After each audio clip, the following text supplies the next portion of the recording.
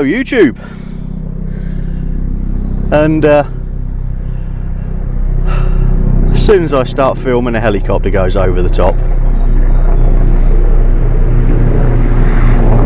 Go away, helicopter, go away!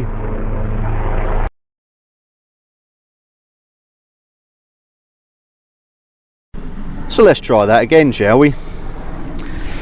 Hello YouTube. And today we're doing a Mk4 Vauxhall Astra. No, don't turn off. Don't turn off. Come back. Come back. It's no ordinary Mk4 Vauxhall Astra. This is a survivor. This is a rare car, like the 1.3 Auto I did a few weeks ago.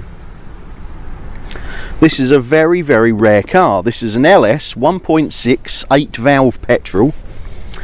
It's not totally poverty spec. An old company car I had was an Envoy, which was less than this.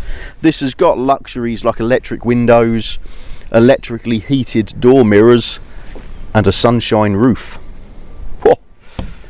Extravagance. My Envoy had keep fit windows, but anyway, there's no aircon, nothing like that. It's in company car white, steel wheels, but this is 40,000 miles from new. The person I've borrowed this off is the second owner. He's just bought it off the original owner. So up until a few days ago, this is a one owner, 40,000 mile from new car. And being reasonably let's put my teeth back in. Being reasonably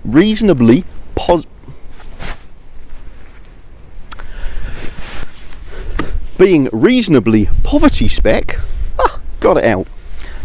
These don't survive. GSIs, XSIs, they'll all survive. These don't.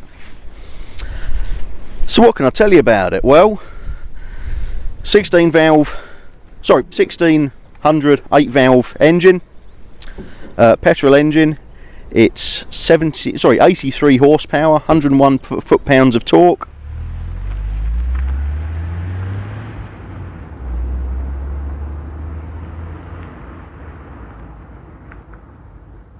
It's 112 mile/hour top speed, 12-second 0 to 60.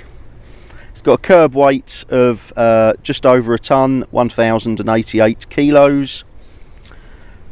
It's not that green, 172 grams per kilometre emissions, but you know, this was before all that started off. So for what these were designed to do, they're great little cars. So around the back, it's pretty much standard Vauxhall Astra, as you'd expect. The slight little bustle back styling that cars had of this period, I think sort of started off things like the Mk4 Escort, which I like. Have a massive boot and a ski hatch. And I said the Mk5s, they ruined that. The boot was so much smaller. There is a bit of a lip to go over, but this is a hatchback, not an estate. The little dimple there to, you know, pull it down, which not all cars had of this period. Rear wiper, it's pretty standard really. So let's stop faffing about and show you inside. So as we go inside the car,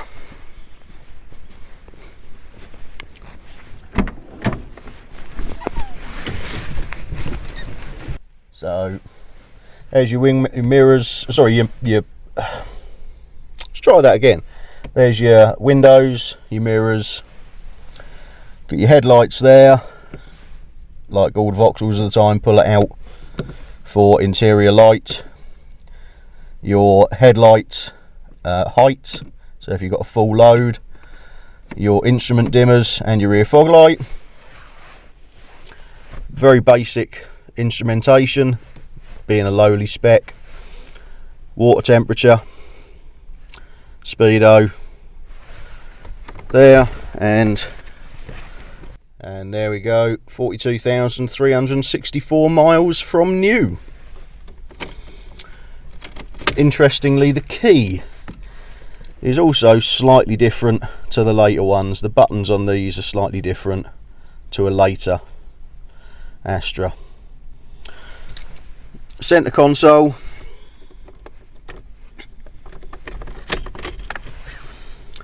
Have your standard display up there with your time and date and what have you. Hazards and your ventilation. A radio cassette with a bit of Eddie Cochran in there. RDS Blaupunkt. Standard HVAC, your heating, fans, demister and what have you. Rear thing, so no aircon in here, and we have an ashtray down there. And one thing I do miss from modern cars, a little cubby box, although when I had these as company cars I used to put a CB in there. And that's about it really. Yeah, glove box, decent sized glove box, was a shelf in there and cup holders. Again, something I miss from modern cars. They just don't have that. That was lovely having the shelf separating a good sized glove box. And the black door handles, apparently those were only for the first few months. Little tweeters up there, and your sunroof there. So let's have a look in the back, shall we? Right, so here we are in the back, and again, unlike modern cars, there's plenty of room. I'm 5'9", 5'10", front seat set for me. I've got loads of room. I can get my feet under the seat. I've got plenty of headroom. You have got keep fit windows in the back, which don't quite go all the way down.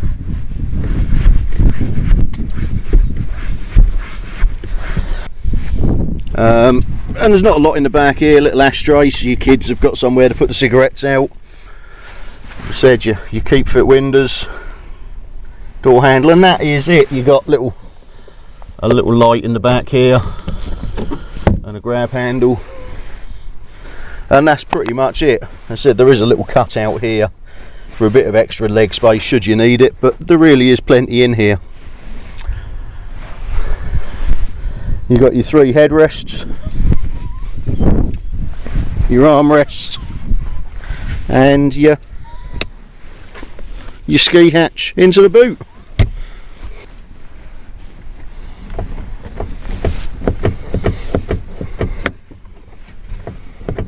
And child locks that are on.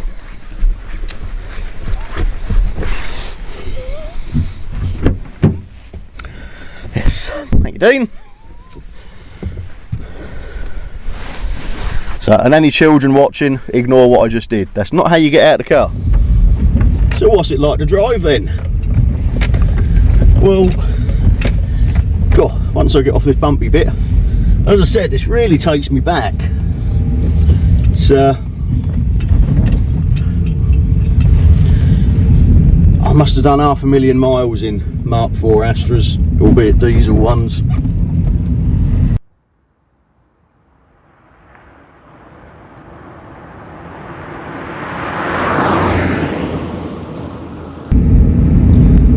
And they really are good cars.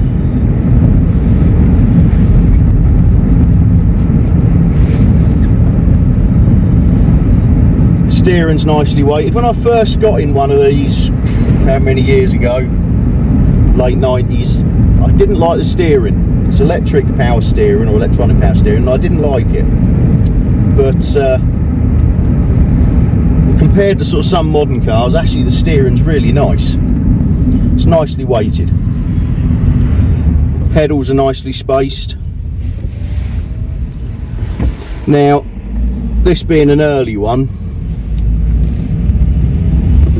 I've been told the power steering pumps on these were changed fairly soon after launch because they were quite noisy. And actually, yeah, you can hear they are noisier than you would expect.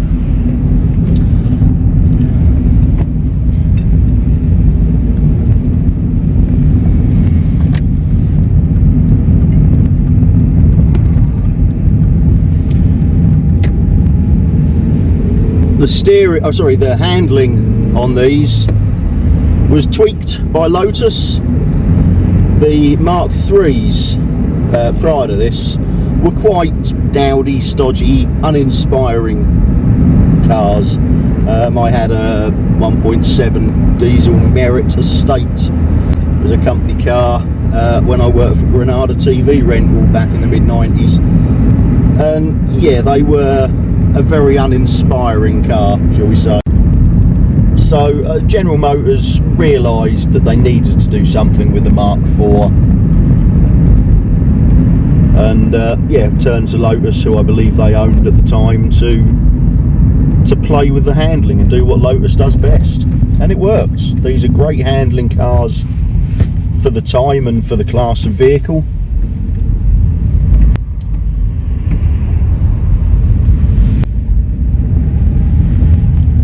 The body's being galvanised. It's only really the rear arches that tend to rust. Generally speaking, if you find these rusty elsewhere, it's due to accident damage. They're a very spacious interior for the class of car in that period. Massive boot for this period, which as a company car, as an electronics engineer, was a massive bonus back in the day. When we went to the Mk4 Astras, we really did need estate cars. Now this is the first time I've driven a petrol Mk4 Astra. All the ones I've done have been diesels.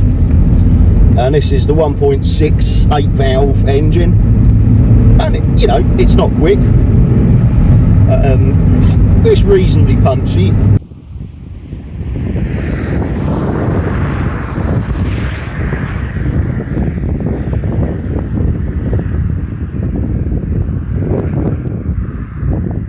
But this is 101 foot-pounds of torque and 83 brake horsepower.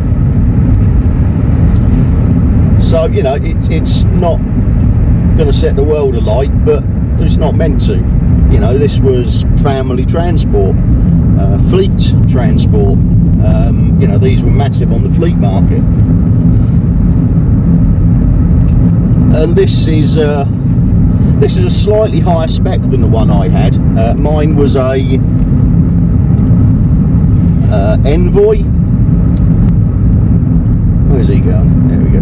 This is an LS, so this gets luxuries like electric windows and electrically heated mirrors, and a sunshine roof.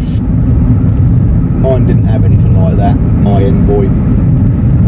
But other than that, it's very much the same. The interior's the same weird sort of half-check pattern that I had. The stereo's the same, radio cassette.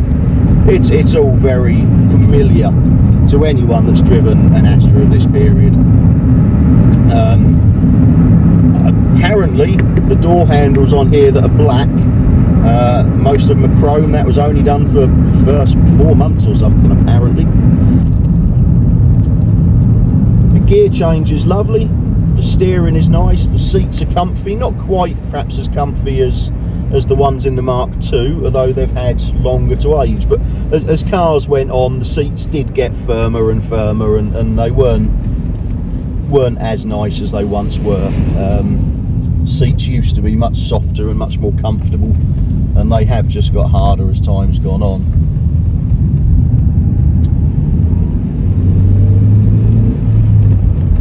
This, like a lot of the cars of this time, has this sort of plasticky sort of textured steering wheel, which, you know, is quite nice. The only problem I found back in the day is on warm weather it could start to feel a bit greasy as your hands sweated, something you just didn't seem to find with the leather. The leather breathed a bit better.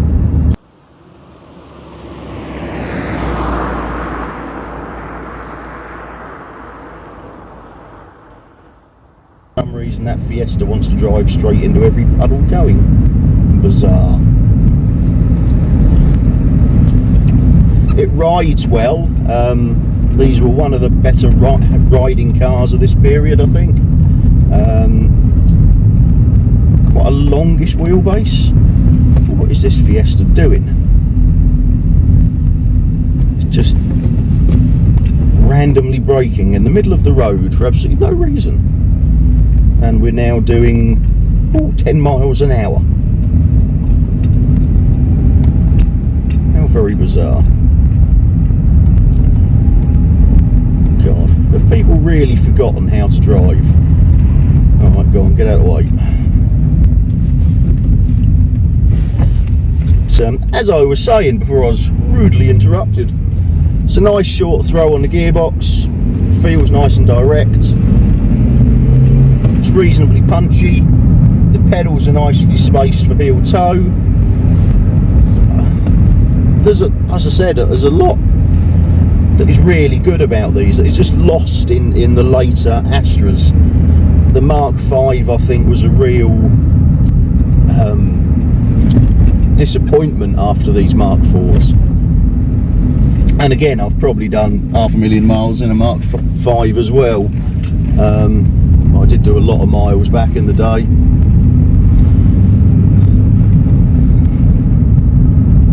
And yeah, the Mk4 is by far and away the best of the Astras. So if we snake our way through there. Now this is nowadays probably as close as you're going to get to a new one. It's 42,000 miles.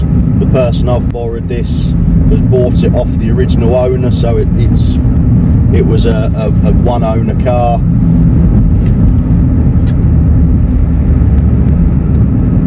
And it is still feeling very tight, as you would hope.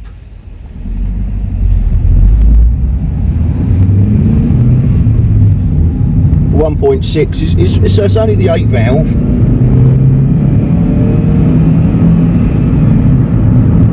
But it's reasonably happy to rev, you know.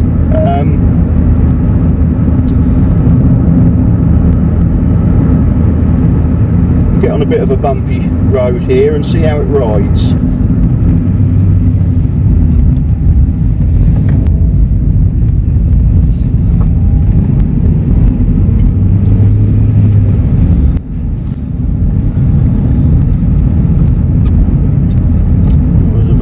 Coming, I think, so we'll just pull in here and let this lorry go past. Because I'm nice like that. Plus he's bigger than me, and this isn't my car.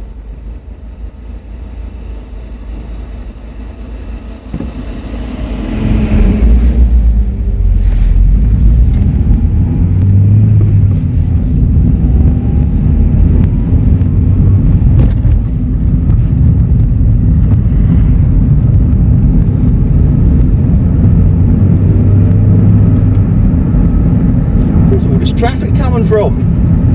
Shouldn't be any traffic.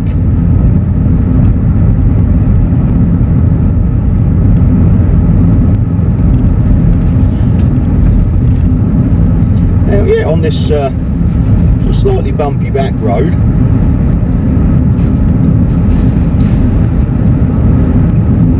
drives quite well. I seem to remember from back in the day when I had these as company cars, they actually seem to handle a bit better with a load of stuff in the back. They liked having a bit of weight in the boot, and it is a big boot.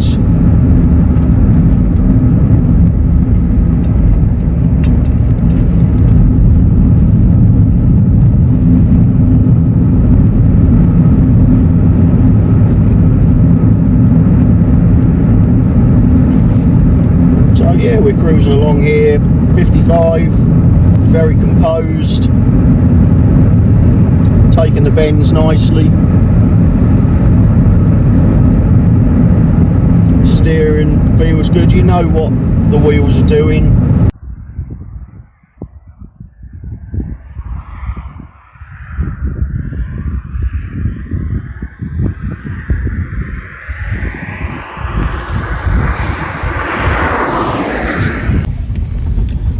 So what have I got to say in conclusion? Well, first things first, let's get out of this lane.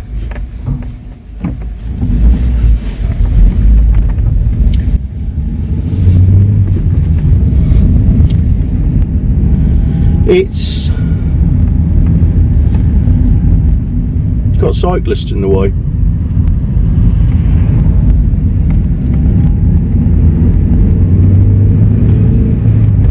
It's a nice smooth engine, nice smooth gearbox, nice steering, controls are easily placed. It is exactly what it was meant to do when it was new, be a good all-round car. It's not exceptional or anything, it was never meant to be. But from the point of view of possibly a future classic, it's got a lot going for it, really. You've got the galvanised body, you've got the handling tweaked by Lotus. You know, as I said earlier, obviously the SRIs and the SXIs and the GSIs and the sporty ones are the ones that are going to be sought after in the future. But these lower spec ones, I think they're going to be a good investment, especially if you can find one as good as this. Low mileage, low owners, exceptional condition. These cars, they just don't survive, and Dean, who I've borrowed this, seems to have a knack of finding them. He you know, obviously had that little 1.3 automatic Mark II that I drove in a previous video, and now this Mark IV. And they are out there. I mean, you know, he has access to exactly the same interweb as the rest of us.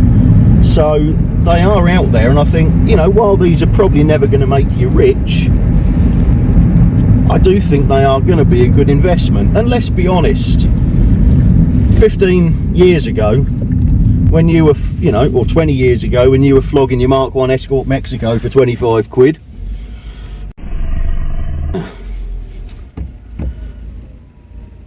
who would have thought that would be a 35 to 60 grand car now? No one. Who would have thought even the cooking models, the 1.1 four-door saloons, would be 10 grand cars now? No one. They were scrap. And it's the same with these. At the moment, these are affordable. You know, these are less than £1,000 easy. You know, they are starting to creep up.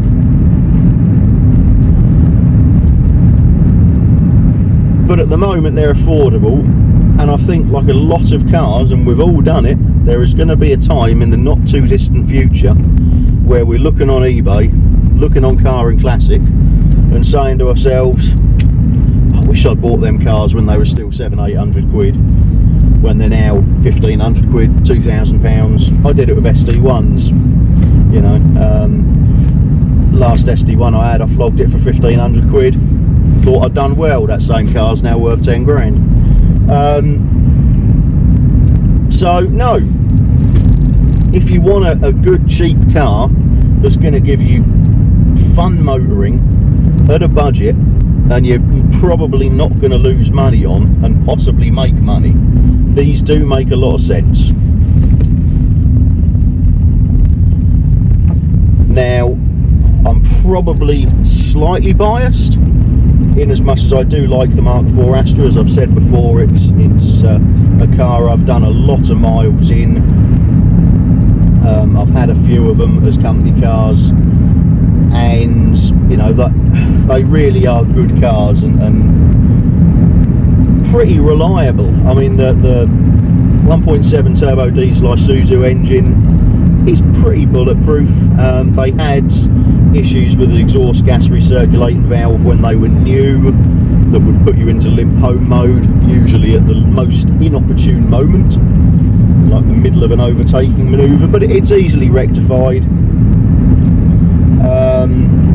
These 1.68 valves again are pretty reliable engines. I think they can suffer head gasket failure, but they're dead easy to work on, and it's a relatively straightforward job to do. So there's nothing to be afraid of, and everything to like. Would I buy one? I don't know, to be honest, because it's a car that, while I like, while I admire, and I think they are a cracking value piece of motoring. It is also a car I have no need for. Should I ever lose my job and have to have my own car rather than a company car, which is a scary prospect after 20-25 years of company cars, I would probably want something a bit bigger than this. But if I didn't need the space, this I think would make a cracking car. As an everyday car, this I think would be brilliant. And as far as I know, is exactly what Dean has bought it for, to replace his little 1.3 Mark II as his everyday car. And it will do well. He will enjoy having it. He will enjoy driving it. It is a nice car to drive. He does have another Mk4 Astra, which he is currently stealthily modifying, which hopefully later on in the year you will see on this channel when he's finished it. So he is very much an Astra person.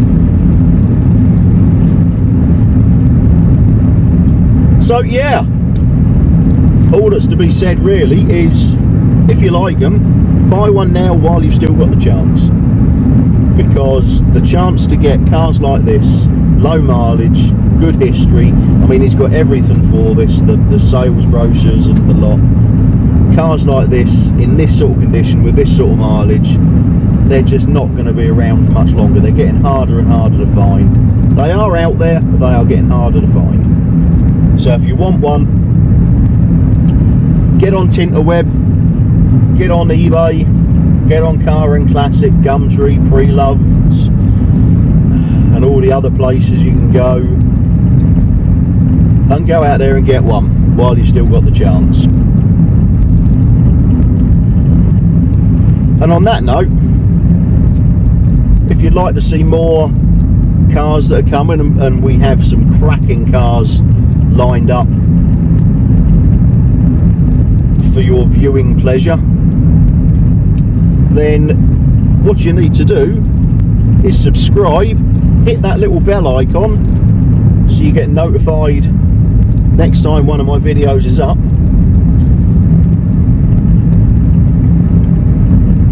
And